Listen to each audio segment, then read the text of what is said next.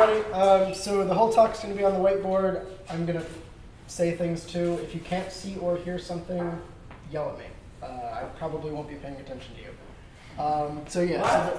What? So yeah, so I implemented it. It's not great. I don't recommend anyone read it, but I'll put the link on here and I'll write it in a different color because it's a link. Hasn't been visited yet. Okay. Smaller.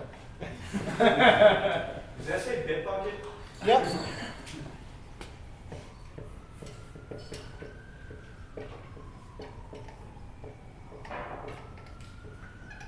That's my name, that's RMQ. You'll know what RMQ is soon. Yeah, so I work at Tokitech. We build awesome databases. If you want to come work for us, come talk to me later. We're hiring a bunch of stuff like sales, marketing, QA, tech support, engineers, product managing. Come talk to me, we need to hire people. I'm an engineer there. Two of the founders, there were 4 founders, but 2 of them wrote this paper. One of them was my professor. I'm going to basically give the lecture that he gave in one of the classes that I took from him, which is about the LCA problem. So, what is the LCA problem? Stands for lowest common ancestor. So we're going to be talking about trees. So let's draw a tree.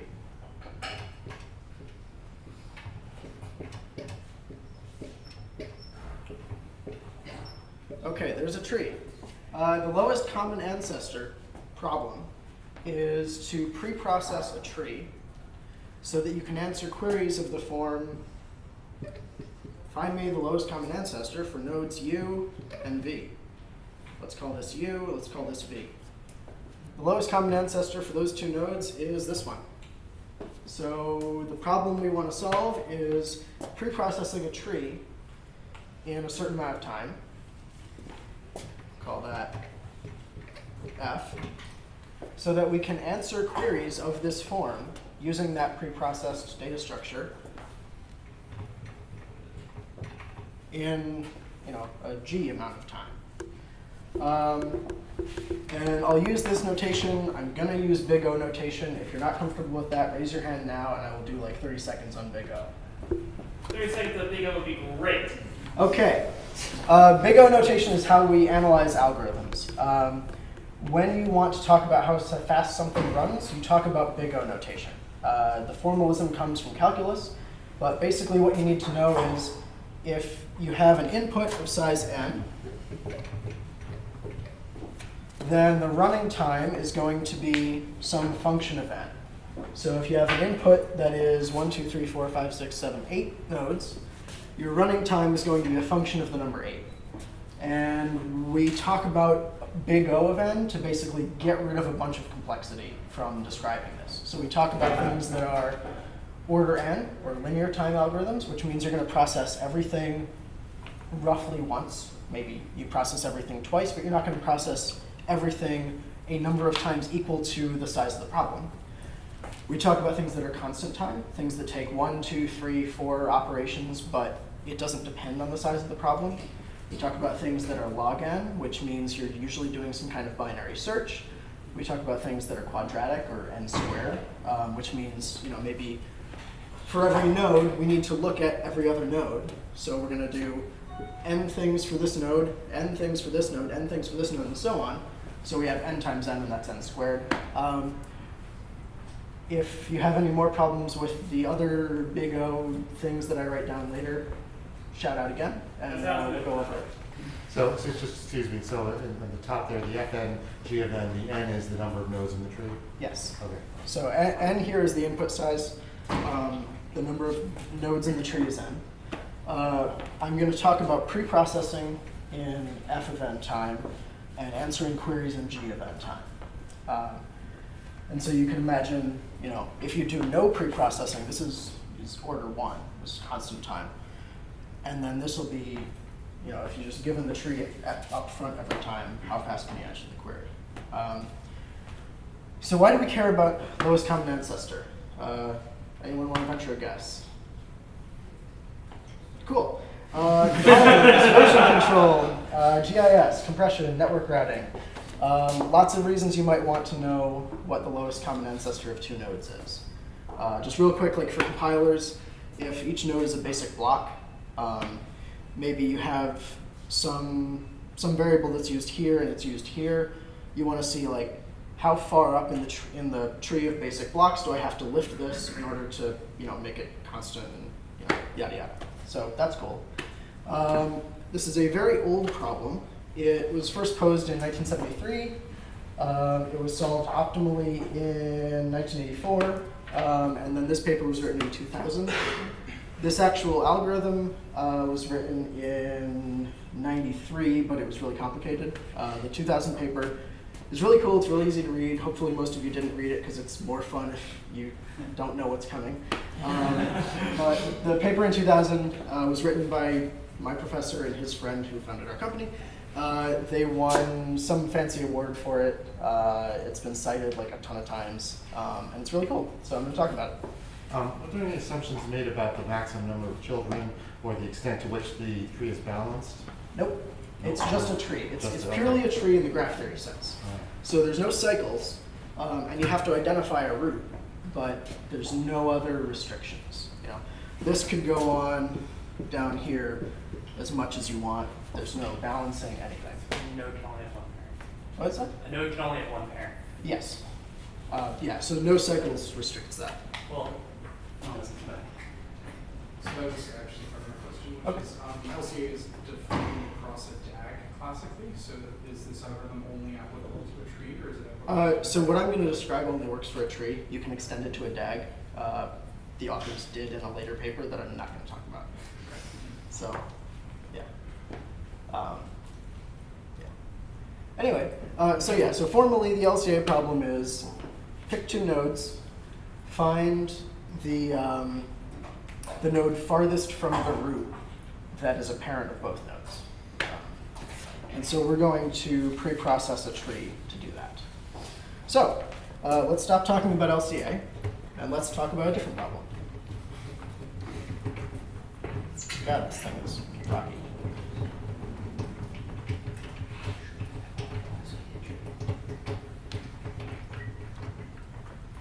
All right. Okay, that's there now. So let's talk about RMQ. RMQ stands for range minimum query. So this is a problem where you're given an array, and I conveniently wrote out an example that I'm going to write here.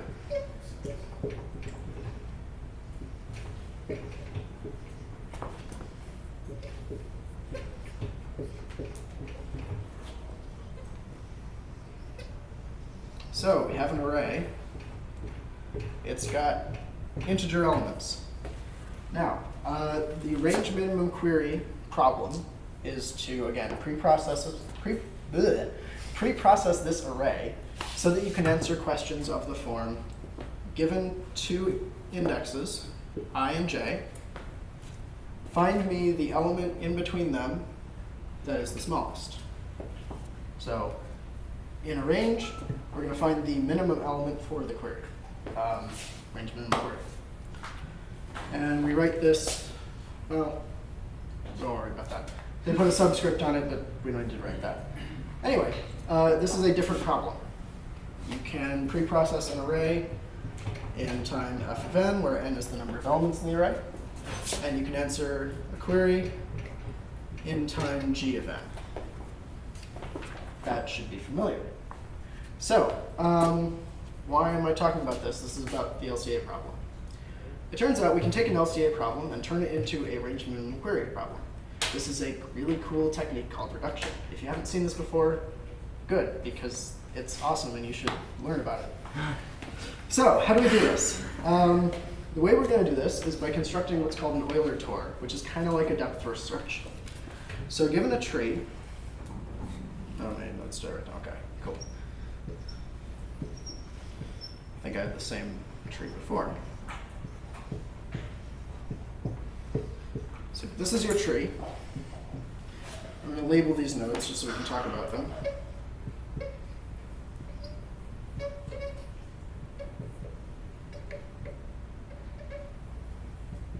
Actually, let me relabel those. It'll be more interesting if I relabel them. This is going to be C. Okay, cool. Yeah, I'm going to have to erase these. Actually, those are fine. All right, so we're going to label them breadth first, but we're going to traverse this tree depth first. So what is an Euler tour? An Euler tour is what you get when you start at the root, and you do a depth first search of the tree. So you go down to B, then you go down to D. But the interesting thing is, when you come back up from visiting a subtree, you visit the parent again. So we're going to visit B again, then go down to E, then B, then A, C, F, C, G, C, H, C, and then back to A. So every internal node is going to appear twice. Every leaf node is going to appear once. And what do you get out of this? Well, let's write it out. A, B, D, B, E, B, and then A again. C, F, C, G, C, H, okay.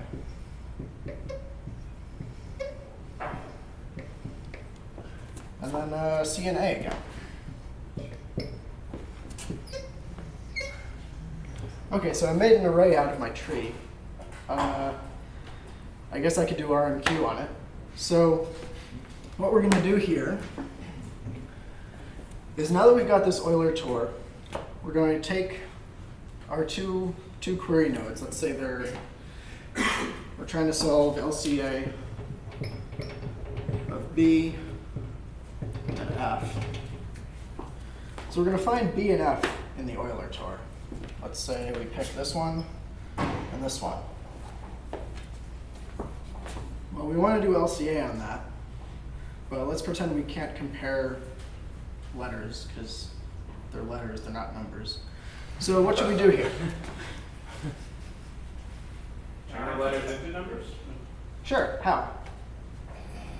You're up there. Only the way. That's a fair point. Distance? Yeah, so distance from the root. Let's try that. So A is 0, right? A is the root, so its distance from the root is 0. B is 1. D is 2. B is 1 again, right? So we're computing this array of the level of the elements in the Euler tour, where, so depth down the tree. So I'm just going to go ahead and fill this out.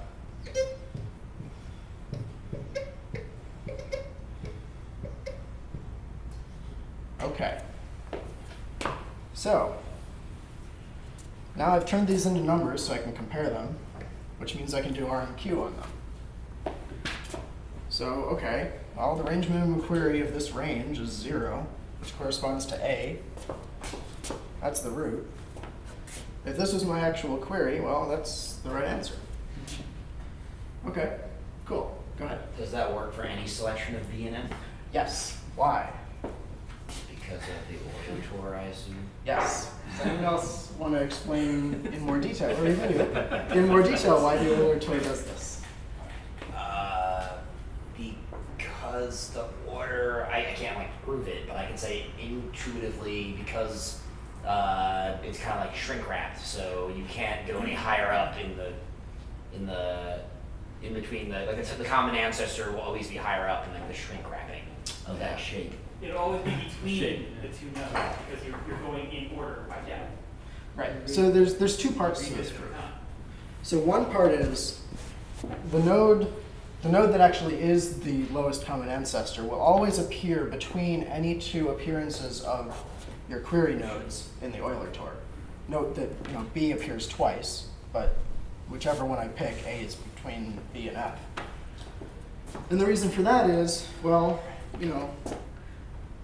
I'm going to visit B either once or twice. If I visit it twice, well, let's just consider the second time I visit it. You visited it 3 times. Because the other, what's that? You visited it 3 times. Oh, sorry, 3 times, yes. I'm going to visit it multiple times, right? So let's just take the last time I see it, right? The last time I see it is when I'm leaving its subtree. And I'm going back up to the parent and somewhere else, right? So let's talk about, so B is the child that happens to be to the left. So let's talk about the last time I see B And let's talk about the first time I see f, because the stuff that's in between those needs to include their minimum query, and if, you know, the next time I see f, it will also include the same nodes. So the last time I see b and the first time I see f. Well, the last time I see b, I'm going up. So I'm going up to its parent. And the first time I see f, I'm coming down from its parent.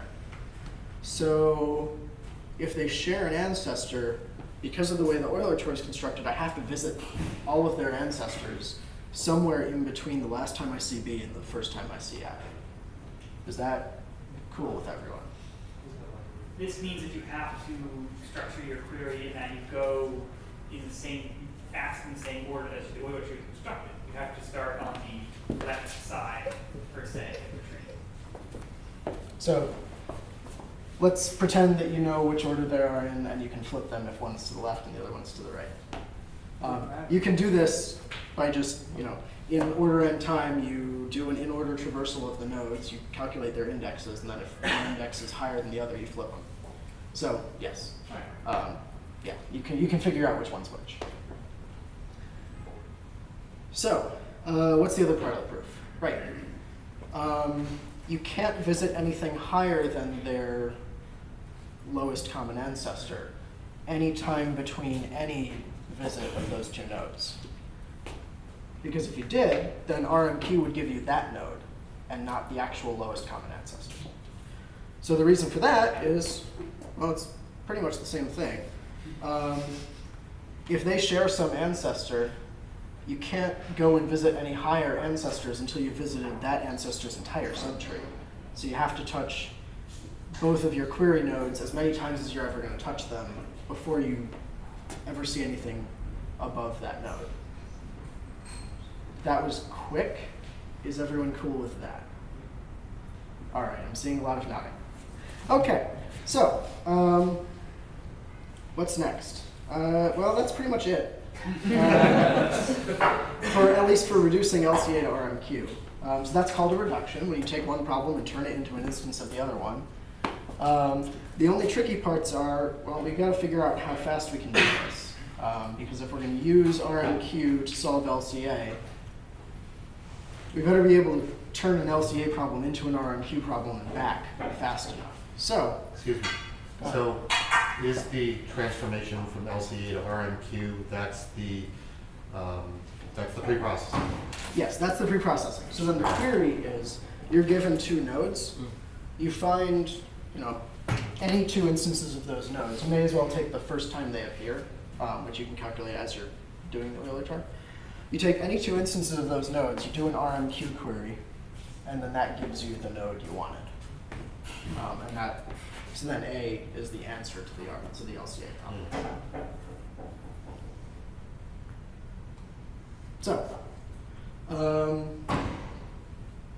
right. So let's say RMQ is this fast. This is, you know, preprocessing and query time. How fast is LCA if we use this? And we just say f and g are some function we're going to assume is figured out by someone else. I mean, couldn't you have a lookup table, build a lookup table and do pre-processing along with the RMQ generation? So you have, like, it's however long it takes you to generate your table from RMQ, and then you have your constant lookup time that gives you just RMQ, right? Yeah, so how long is that pre-processing time?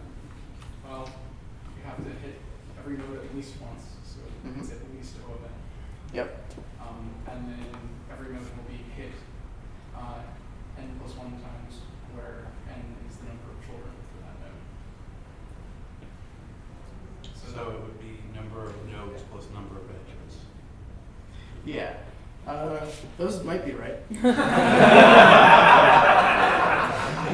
Sorry, I've had a couple beers. I don't want to think that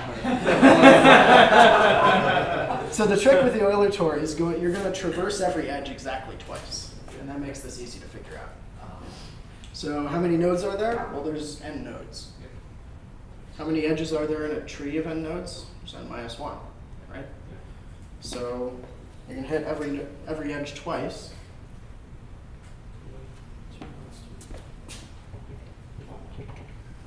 right? And then the root appears like one extra time, so it's -1, not -2.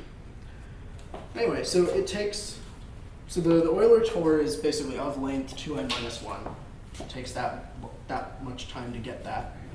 And it generates an array that long. So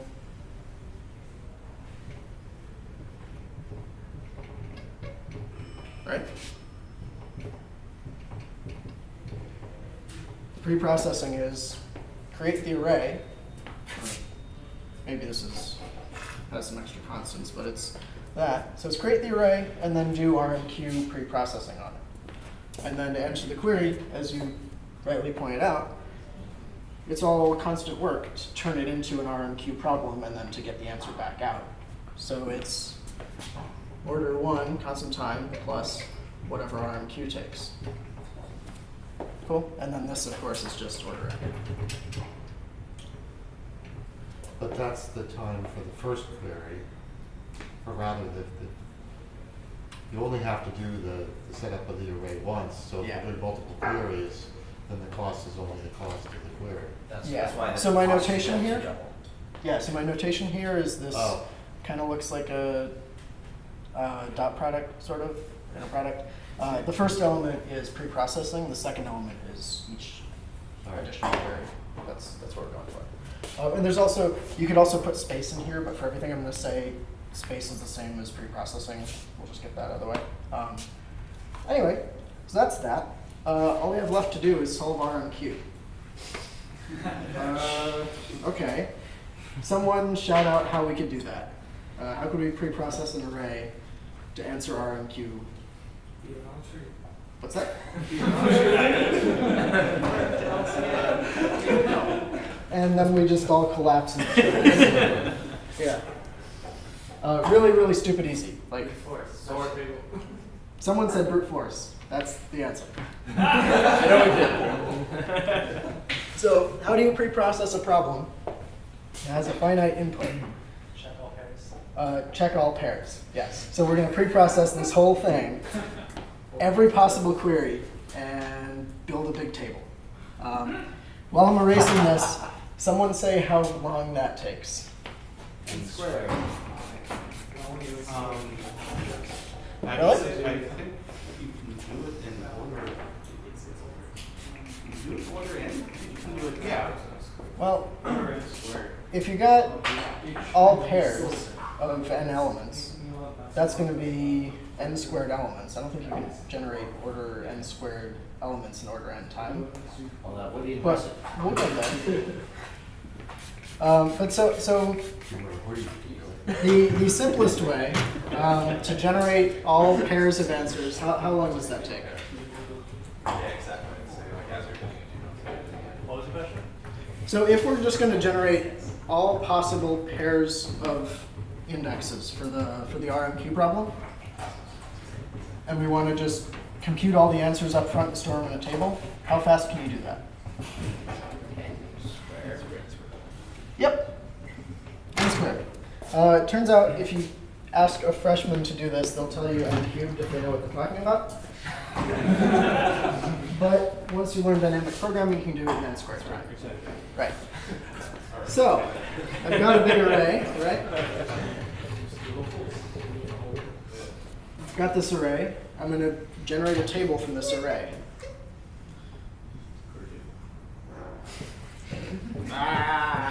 It's going to have maybe the same number of things. If this is n, then this is n too, and so is this. All right. So what's our table going to store? Well, along the top, let's store the starting index of the query. So if our queries are, wow, that cleaning fluid really does something to you. If our queries are from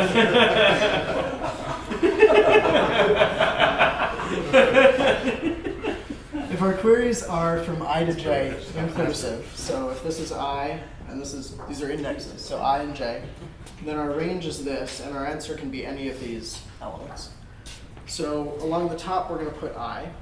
So this is I is from 0 to n. So,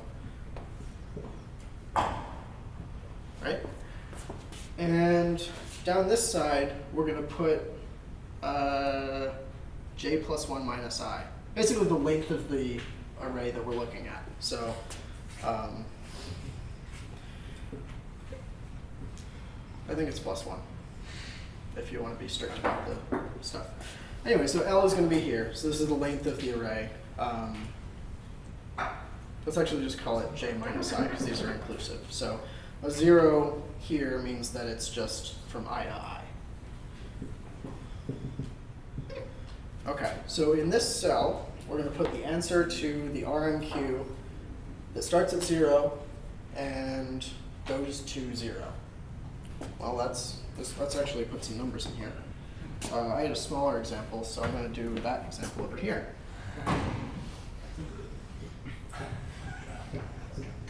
All right, so here's our example. Ignore most of this. We allocated too much memory.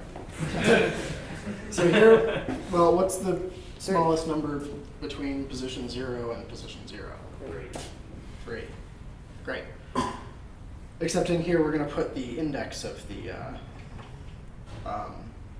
answer. So 0. Just we'll get to why we want the index later, but it's not that big a deal. From 1 to, well, the size of 0, so from 1 to 1 is going to be, well, these are all just going to be the same indexes that they are. Because any query starting at some position and going for not any farther is the answer at that position. I think you mean to fill in the diagonal? Yeah, so we want to fill this in diagonally. So if you weren't using dynamic programming, It's the length. Oh, okay. Oh, sorry. Yes, that was what your question was. Yeah, sorry, I thought that was right. Yeah, On J. sorry, this is the length of That's the. the length of the. This is the Okay, length all right. of the. Gotcha. Sorry, that's why that doesn't make any sense. If you want, just shift everything down by n or by I, and it works. So what are we going to do now? Well, if we're a freshman, we're going to go here and we're going to say, all right, what's the smallest thing between 0 that starts at 0 and goes 1 more? All right, well, it's 1. It's at position 1. It happens to also be 1. Now, what's the smallest thing that starts at 1 and goes 1 farther? Well, it's also 1. And we're going to continue doing this. And basically, every time we fill in one of these things, we're going to have to do order n work. And since there are n squared of these, that means we're doing order n cubed work, but we're smarter than that. We're going to use dynamic programming. So how did we actually calculate these? Well, we look at the things above. For those of you that haven't seen dynamic programming, we're looking at values we've already calculated and figuring out new data from that. So we look at these two things up here, and we say, all right, the array that starts at 0 and goes 1 farther is going to have a minimum that's, well, it's the minimum of the array that starts at 0 and doesn't go anywhere else, and the minimum of the array that starts at 1 and doesn't go anywhere else. So I just look at the things that are at these locations, and I write down the index of the smaller ones. That's, well, I already figured out that was 1, and the same thing applies here. So when I go here, I say, all right, the array that starts at 2 and goes no farther, that had the answer of 2, right? And the one that started at 3 was the answer. The answer was the element of 3, which is 0. I see which one of those is smaller. I say, okay, it's 0, so I write that down. I write down its index. And the same thing for the last one. So that was super not clear because we were starting out with arrays that didn't go anywhere else. So now where it gets interesting is we have some overlap. So here we want the array that starts at 0 and goes 2 farther. But I already know the answers for the arrays for this array and for this array. So I can take the minimum of those 2 answers, and they're the same thing, so that's 1. And I'm going to continue filling this out. So now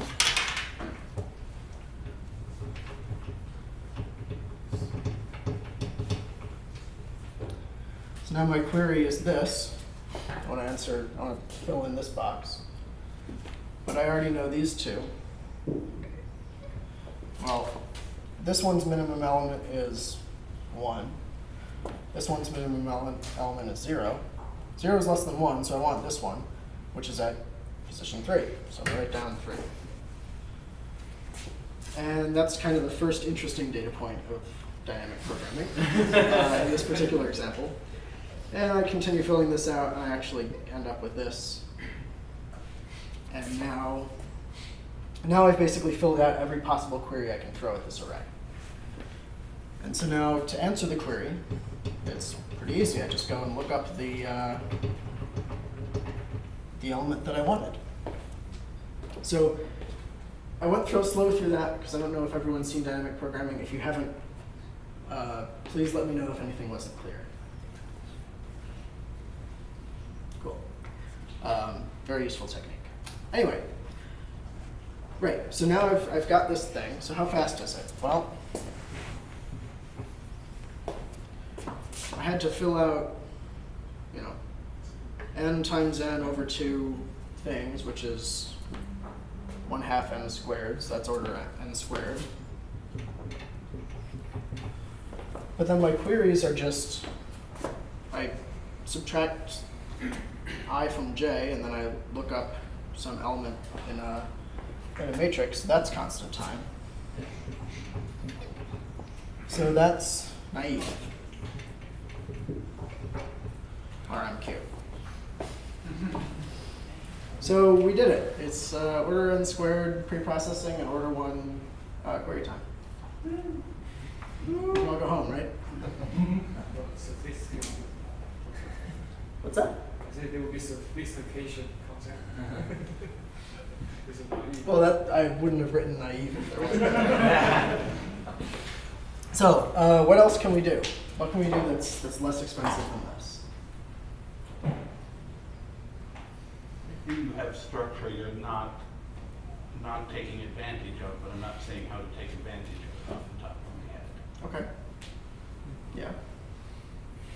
Well, it's a problem about trees, right? So we have logs. Let's try logs.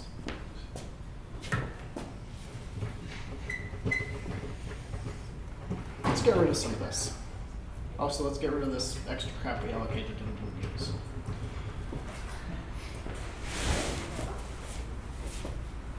How can we use logs? Should you somehow be able to pre-process it in linear time? Because the structure itself limits it to on Ancestor. The structure of what? It's a tree. Mm-hmm. Because you've got the root and then the 2 under it, their least common ancestor is above it. So you only have to process it once, because if you're coming from the one above it, Right, but you have n squared possible queries. think about it. Okay. Come back to me with the proof. So what could we do that's less expensive than filling out every possible answer ever? Only filling out the answers you need when you need them.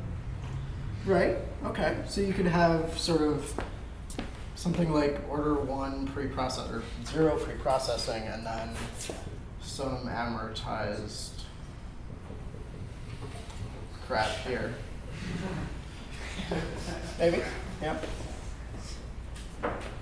It's not going to be like that though. It's going to be totally constructive. We're going to do it right the first time, and then we're going to answer all our queries.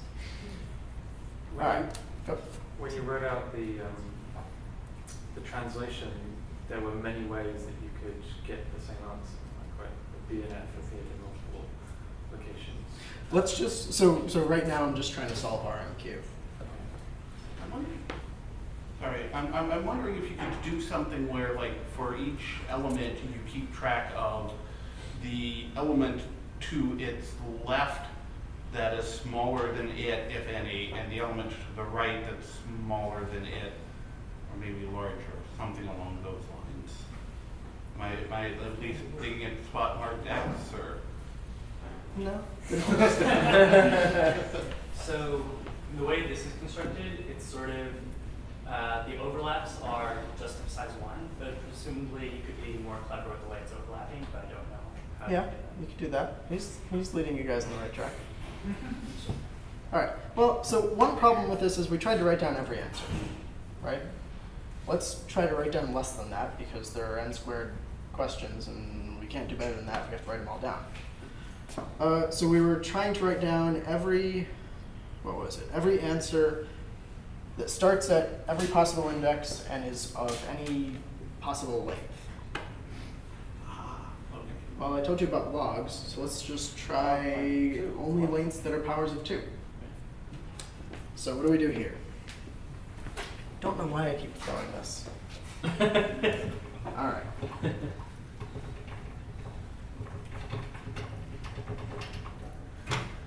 So instead of this y-axis here being the length of the query array, let's say this is the log of that length. Or equivalently, let's say this is the ones that are, well, let's still have the 0 one. Let's have ones that are of 0 length, of 1 length, of 2 length, and then maybe of 4. So we'll go all the way down here.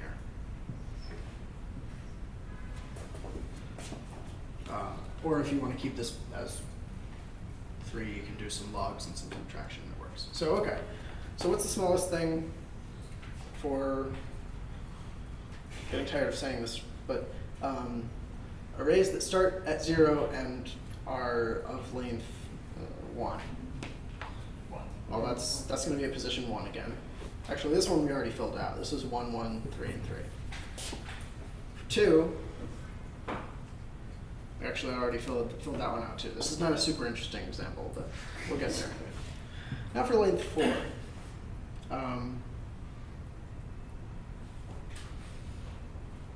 The array that starts at 0 and is of length 4 is this, right?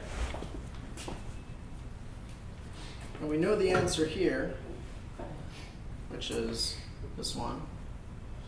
And we know the answer here, which is this one. So let's just take the minimum of those two, right? Well, that's going to be a position 3, right?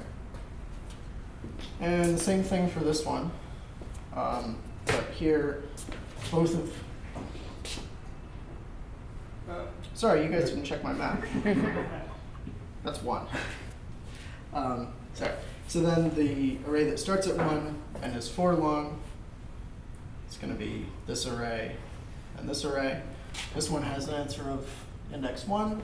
This one has an answer of index 3. And index 3 is smaller, so we're going to write down 3. Cool.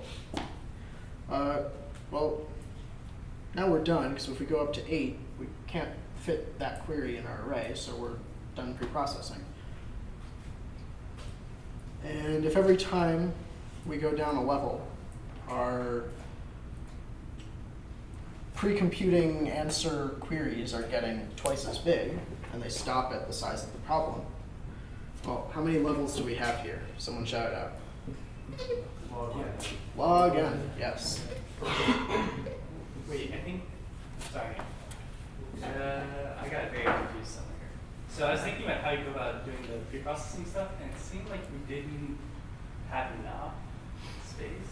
So for the 0, 1, you have you're over 1 space. For the one of like 1, you're over 2 things. For the one of like 2, you're over 3 things. For the one of like 4, you're over 5 things. Sorry, I'm having trouble explaining this right because we're mixing up inclusive and exclusive. So this length here, this 2, means basically, if this is index 0, 1, 2, 3, 4, arrays of length 2 are where 3 minus 1 is 2. But there's actually 3 elements there because the last one is inclusive. I'm having a bad time with notation. Right. So also in the 4 one, you have 5 elements, right? Yeah, that's the thing. I think you're right. And then in the 2 one, you have. Oh yeah, you're right. Sorry, there's only one thing here. Yeah. You're absolutely right. My mistake. Right. This one goes all the way out here. This is just a bad example size. I'm not sure why I decided to do that. Okay. Sorry, that was very confusing. These numbers are confusing. The point is, every time every time you go down a level, the answer you're pre-computing, the array gets twice as big. And so this has height log n. This top one has n elements, or n minus 1. Question, or maybe not quite question. Can you play the same stunt with the where the offsets start, and only do, 2 to the I, queries of form 2 to the I, of links 2 to the I that start on an index 2 to the I. You might be able to do that, but we haven't finished with this one yet. Okay. So we gotta figure out how to answer queries with this, and then we can talk about that. Okay, thank you. So, how do you answer queries with this? Louder. You can't just do one lookup, you've got to do multiple lookups. I think you have to do worst case login. I'm doing it correctly. Why? So which lookups should you do? Because, I mean, you would need to go, you can't include stuff that's not, so let's say I have a length of 7, just to throw a number out there. I'd have to do the length of 4, then the length of 2, and then the length of 1, and do the max of those 3. So I split it up into. So you can do log n queries with this, where you take all the. So let's say your query is. But if I'm still. So you divide up your array like. Actually, I take that back. If I have it on every index, I can do it in 2. Yes. So that's what we're getting to. So what you're imagining is a scenario like this, where you only do. You only pre-process queries that begin at a power of 2 index. Yeah. And that was what you were suggesting. Yeah. That requires you to do log n lookups. So the answer for everyone who wasn't in either of our 2 minds is that to perform the query, you've got the answer to all queries of sizes that are a power of 2 that start at this index. So if your actual query starts at this index, what you're going to do is pick the largest power of 2 that's smaller than your query. So just to make this interesting, let's say You gotta go for index 1, right? let's say I did this properly. What's that? You would have to go for index 1 in order to make it interesting 5. Right? Yeah, sorry, this is a terrible example. Well, just pretend it's bigger. Let's pretend it's bigger. In the paper? What's that? Is there a better example in the paper? Oh, examples. That's pretty good. So let's say examples, it would have been 20 pages instead of 8. It's so fast because it's proof. let's say we want to answer this query for this array. Well, we've got all powers of 2 that start here. Namely, we've got let's see, 1, 2, 3, 4. We've got that one, which is the biggest power of 2 that fits in this array. I'm sorry that it's power of 2 plus 1. My indexing is totally screwed. The other thing we want to look up is the one that is the same size but pushed all the way to the other side here. So we're going to look up that, the minimum element in there. And we just take the min of those 2. And it's okay that they overlap because we want the minimum overall, and that's fine. So if we pre-compute all arrays that are a power of 2 size, we'll always be able to find 2 of them that overlap a little bit and their union is equal to our actual query, and maybe they overlap a little bit, but who cares? And they don't go outside. And then the minimum of the answers to those 2 problems will be the actual answer we want. Our indexing was really messed up. Again, sorry about that. Does that start to become clear to everyone? Cool. And so basically the same dynamic programming trick of saying, well, to compute this, we take this one and this one. To compute this, we take this one and this one. That same trick works. And so it's really just the time to fill out this matrix. to preprocess it. It's slightly different, right? Because the ones that are next to each other, you wouldn't quite get. Right. So you don't. So when you're filling this one out, you don't use these two. Right. You use these two Okay. to generate this. Got it. You have to get the offsets right, but that works. So how big is this? And log n. N log n. Yes. So this is the sparse table RMQ. And it is not O1 and amortized crap. It's something else. Preprocessing is order m log n. And queries are, well, it's Order 1. 2 lookups, so it's order 1. Cool. So the original LCA was something like order n plus 2. Sorry, it was order n plus this function of 2n minus 1. And then the query was order 1 plus that, so that's still order 1. This function of 2n minus 1 is still order n log n, which is bigger than order n. So we can solve the same LCA problem in n log n preprocessing and order 1 query time. Faster! All right, so that's sparse table. Now to move on, we need to notice something about the array that we're generating from LCA. We're going to find that it has a certain restriction, and then we're going to use that restriction to get a better algorithm. What's my time?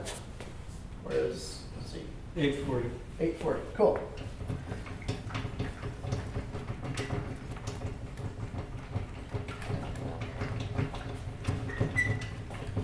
So I have 2.5 tricks left to show you, and let's see if I can do it in 20 minutes. All right. So what is the special property of arrays that are generated from an Euler Tor of a graph, or of a tree? What's interesting about that? You remember it was the level array, the depths of the nodes that we care about for the RMQ problem. What's interesting about that array?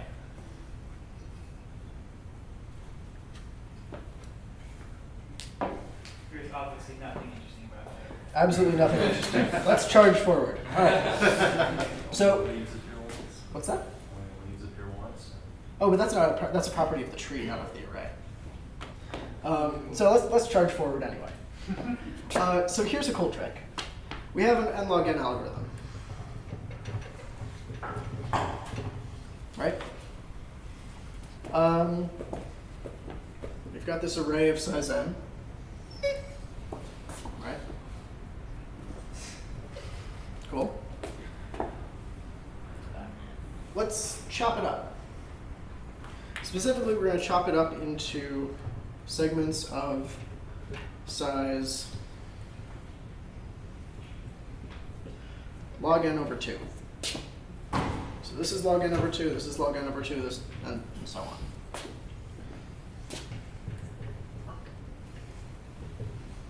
Okay, how many of those are there?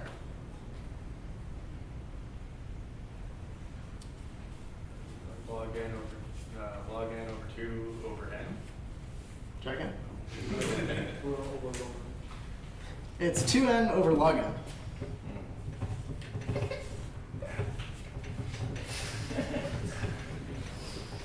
Yeah, computer algebra systems for that.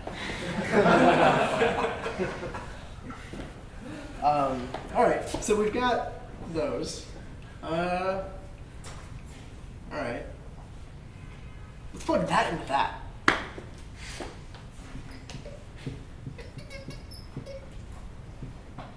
Right, so that's 2n over log n.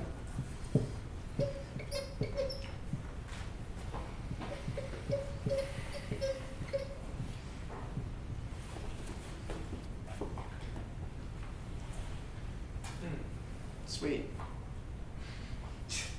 All right, well, logarithms. That makes one of us.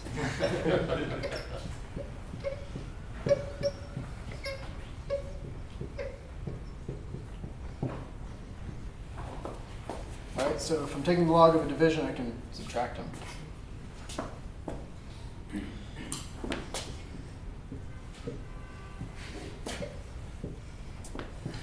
Put big order things around them because I forgot those. Well, these kill each other. And that's a minus sign, so I don't care about that. That's tiny anyway. That's nice. All right, how do I do that? Well, if I break it up into these subarrays, I get this nice little expression that makes my running time go down to order L. So what can I do with these subarrays? Well, I can compute their minimums. So I can, from this array, I can compute one minimum, and I can also know where it is in the array. That's fine. I can do the same for this one, this one, this one, this one. Cool. Now I have an array of that size, which means because of math, I can solve that problem with order n preprocessing. Cool? Cool. Okay, so these are these subarrays. And so if I pick, so what does this actually give? Well, if I pick two of these subarrays, it means that I can find the minimum element in all of them with order n preprocessing and order 1 query. All right, but my queries don't line up exactly with these. So how can I use that to solve the original RMQ problem? And I'm sorry, can you explain how you got it in of n for your query? Math. Basically, you say, all right, so I've got this array. This is going to be A prime. Sure. A prime is going to be the minima of each of these subarrays. Okay. And A prime has size 2n over log n, because I happen to choose that the subarrays were of size log n over 2. Okay. Good so far? Yeah. So now I say, all right, I'm going to preprocess A prime for RMQ queries. Okay, so you're going to build a no, you're going to build the triangle A prime. Yeah, so I'm going to use the sparse table RMQ answer, and I'm going to say, I'm going to run this n log n preprocessing I see. algorithm on an array of size 2n over log n. I see. Okay, and then math, gotcha. And then all the math, yeah. I'll make it. Yeah. Is it fractal? It is. No, it's not. So, okay. You could just, have it be all of the segments, all the complete segments in the middle, and then handle the fragments on either end. Bingo. Wait, hold on, I'm still back a step. So wait, then, but now you have a sub-problem that's not exactly the full problem. So how do you have O of 1 on the sub-problem? We don't yet. You said that at some point, so maybe I missed that step. Sorry, maybe not. Just erase it. Anyway, so, Or maybe I imagined that. I just made up numbers. the RMQ data structure on A prime Uh-huh. lets us answer queries where I and j fall exactly on these boundaries we've chosen. Mm-hmm. Does that make sense? Yep. Okay. So now the question is, if I can answer those questions with order n preprocessing and order 1 query, how do I solve general RMQ problems where these indexes might not lie exactly on these boundaries? And the answer is, well, do this crazy thing on everything in between your indexes, and then you've only got to solve it in 2 places. So let's say this is your actual query. You solve it with A prime on this middle part, and then you just have to solve it on these small little things. And those will almost always be fast? Is the hand wave here? There's no hand waving. We'll get there.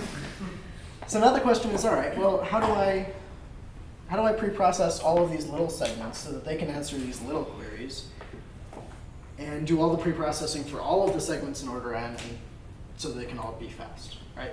So if I can do this query in order 1, this query in order 1, this query in order 1, then I can just min So them you all. only need those subqueries where one of the boundaries is the edge of the subarray. Yeah. Okay. So what I really need to do is I need to pre-process Each subarray for one. subarrays that are of size log n over 2.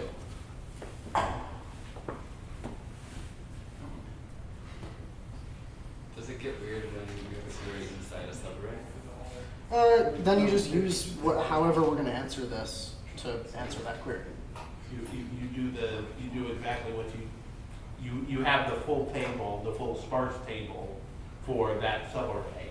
So if it's just within a single subarray, you just answer it like it was before. It's only when you're crossing boundaries and going into other subarrays that you need to. If you have the full sparse table for each subarray, then you're paying log n costs per subarray. We're not there yet. Let's get there already. Come on. So if I just pre-processed every single one of these using the sparse table, that would still take too long. So I need to do something to make that take less time. Well, maybe some of these subarrays are basically the same. So back to my earlier question, what's interesting about the RMQ arrays that come from the LCA problem? They're mirrors across. They're not quite mirrors, but you're on the right track. They repeat You have themselves a lot repetition because when they you go through have the node. Leif. What's that? They repeat themselves a lot because they go through the same node multiple times. But more I thought interestingly, you were talking about a property of the Euler walk, and the property of the Euler walk is you only have an increment of +1 between every index. yes. Sorry, my words may not have been right. It's the it's the clean. property of the it's the property of the array that you get when you take an LCA problem and turn it into an RMQ problem by doing an Euler Tor. And that property is that neighboring elements differ only by ±1. They don't differ by 0, they don't differ by 2, just ±1. That's because you're going up and down this tree as you're generating it. Which means that each one of these little subarrays is either, every time I cross one of these lines, I go up or down 1. So what's next? Well, let's say this one is like 0, 1, 2, 1, 2. And let's say this one is 3, 4, 5, 4, 5.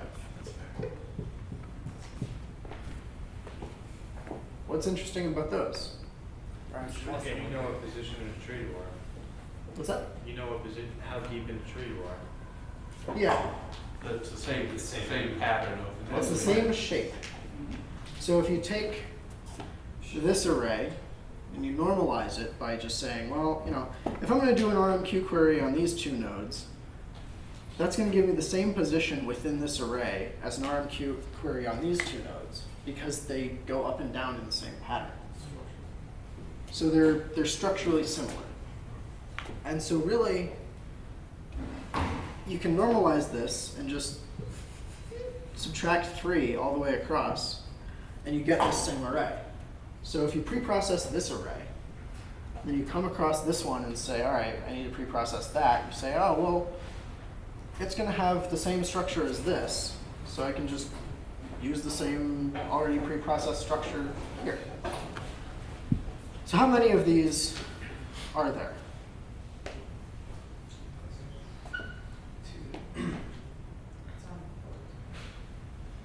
Oh, sorry. How many distinct subarrays? How many subarrays of this size are there with different shapes? 2 to the log n over 2. Yes. That.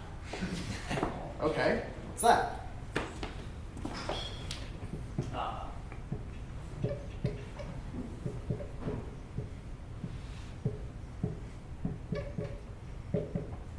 Well, this is n. That's square root. So there's root n possible different subarrays.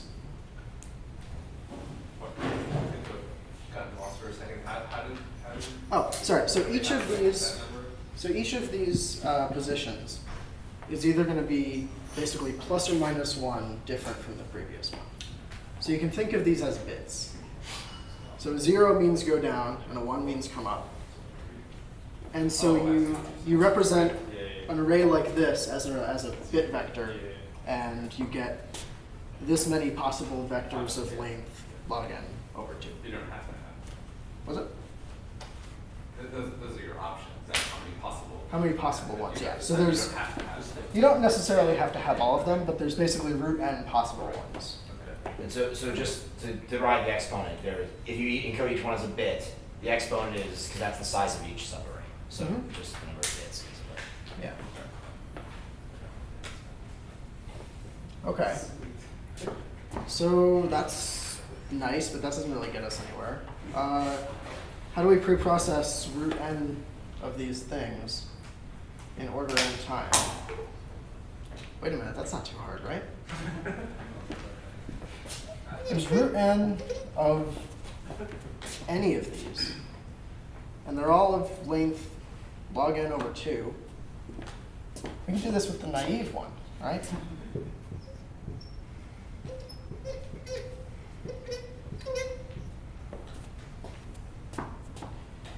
Root n times pre-processing this one with the n squared algorithm. Well, log squared n is less than root n. So if we multiply them, that's certainly going to be less than root n times root n, which is n. So that's much less than order n pre-processing. And we're done. All right, so what are we actually doing here? So we, Sig figs. what's up? There's a chemist somewhere freaking out about sig figs. What is this? But like a whole, it's a black hole of significant figures. All right. So now that I've lost everyone, what did we actually do? Well, we realized that our array has this weird shape where each element only differs from the last one by plus or minus 1. Then we did this cool trick where we took our whole array and we divided it into roughly n over log n subarrays. And then we solved a problem of size n over log n with a solution that takes n times log n time, but when you plug this into this, you get order n. And then we use the solution to the broken up problem together with solutions to all of these small problems that we were able to compute in significantly less than order n time. And now we're able to answer any query by saying, all right, well, I'm going to take the beginning little part of it here and use one of these subarray naive data structures I computed. And I'm going to do the same thing on the end. And in the middle, I'm going to use this big fancy thing I constructed. And because I happen to be able to solve all these smaller problems in order n time total, and combine the results of all of the answers in constant time, I'm left with a data structure that is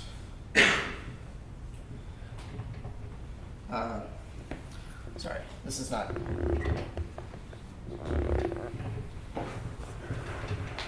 I'm left with a data structure that answers these plus or minus 1 arrangement and query problems in order n, order 1 time, which is just how long it takes to read the input.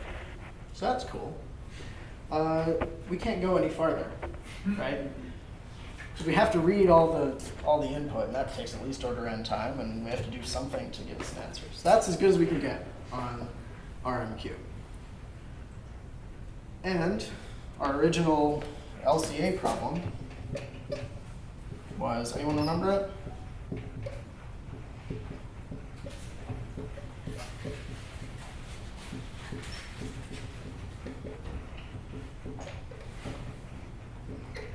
That was the LCA bound. Well, F here is order n, so that's still order n, so that's order n. Done. G here is constant. Done with that. So LCA is order n, order 1. More!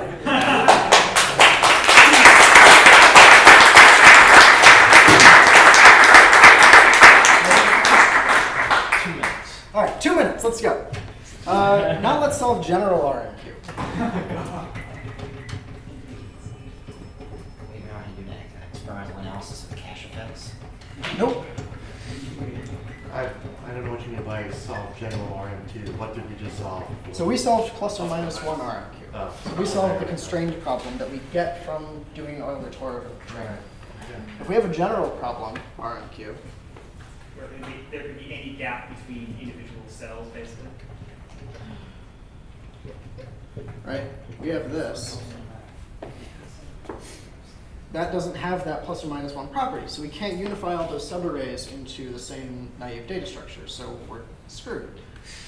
Let's turn it into LCA. So, how do we do this? We're going to construct a Cartesian tree. A Cartesian tree is a heap. A Cartesian tree of an array is a heap of the elements in the array. So parents are smaller than their children, which makes sense. And in order traversal is the original input. So it's a tree, which allows it to be a heap, and it allows it to have an in-order traversal. And the in-order traversal is going to be the array. So how do we do this? Well, there's a Cartesian tree construction, which takes order n time. I'm going to go through it really quickly. Basically, what you're going to do is for each element, you're going to go along and you're going to make a new tree node. That's not big enough. So we write down 3. That's our root. Say, all right, 5 is bigger than 3, so it's got to go below 3. But it's also got to go to the right because of the unorder property. Right child. Now we have 8. Well, it's got to go below 3, and it's got to go below 5, and it's got to be to the right of both of them. So there it is. Minus 1 is smaller than all of these, but it's got to be to the right of all of them. We have a new root. And 6 is smaller than that, so 6 goes down here, and 27 goes down here. Cool. You can do this in order n time. Ask me how at the bar.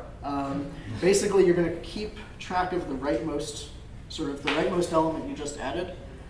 And if the new thing, so let's say we didn't have this part. So if you just got 3, 5, and 8, we just added 8. We want to add minus 1. Well, minus 1 is smaller than 8, so we can't put it there. We've got to put it above. So all right, is it smaller than 5? Yep. Is it smaller than 3? Yep. All right, time to make a new root. If it were, let's say, 6, then we would move this down, put 6 here, and do that. And now we've still got a heap property, and we've still got 8 to the right of 5 and to the left of 6. And that's kind of how you do that. Now, if I pick any 2 nodes, let's say 3 and 6, they're in order, so they're at those points. We solve the LCA problem on that tree, and we get the answer of minus 1. Look, that's the smallest thing in that array. Sorry that I had to go through that part so fast, but that's kind of where it all comes together. You turn LCA into RMQ, and then you turn RMQ back into LCA, and everything solves itself. So someone here said it was fractal. You're right. Anyway, that's that. Kind of ran out of time, but I hope you all had fun. Ask me questions later. I think there's some really cool stuff in here. Reducing one problem to another is a really interesting technique. Dynamic programming is a great technique. This trick of taking an n log n algorithm and solving a broken up problem of size n over log n, and then solving the smaller problems in a simpler way, that comes up a lot. Comes up in, I think, exponential trees, definitely comes up in Y-fast trees. It's a really, really useful technique for sneaking like the last little bit of unfound algorithm. Anyway, that was fun for me. I hope I didn't get too lost.